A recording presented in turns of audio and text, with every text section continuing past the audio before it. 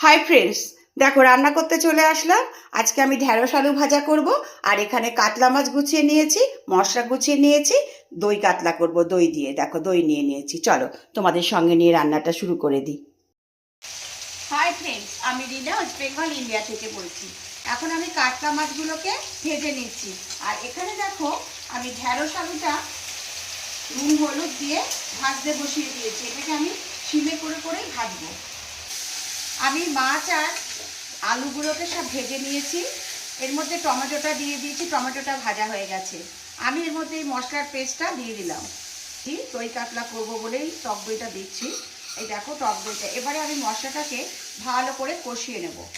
মশলাটার মধ্যে আছে ধনে জিরের গুঁড়ো, লঙ্কার গুঁড়ো, কাশ্মীরি মির্চ, কাঁচা লঙ্কার পেস্ট, আর দিয়েছি গরম মশলার গুঁড়ো, হলুদ, স্বাদ মতো নুন দিয়ে মশলার পেস্টটাকে আমি তৈরি করে নিয়েছি।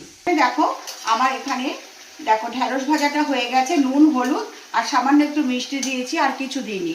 এটা দিয়েই আমি ঢেঁড়স ভাজাটা করে নিয়েছি। এটা মশলাটা কষিয়ে আমি ঝোলটা রেডি করে নিলাম। এর মধ্যে দেখো এই যে ভেজে রাখা আলু আর মাছগুলোকে আমি দিয়ে দিচ্ছি। এতে আমি একটুখানি মিষ্টি দিয়ে দিচ্ছি। দই কাতলা আমার অলমোস্ট ডান। আমি এটাকে বাটিতে সার্ভ করে দেবো। ভিডিওটা যদি তোমাদের ভালো লাগে একটা লাইক কমেন্ট করো। কেমন হয়েছে অবশ্যই তোমরা জানাবে। আবার দেখা হবে নেক্সট ভিডিওতে। ভালো থেকো, অনেক অনেক ভালোবাসা নিও। টাটা।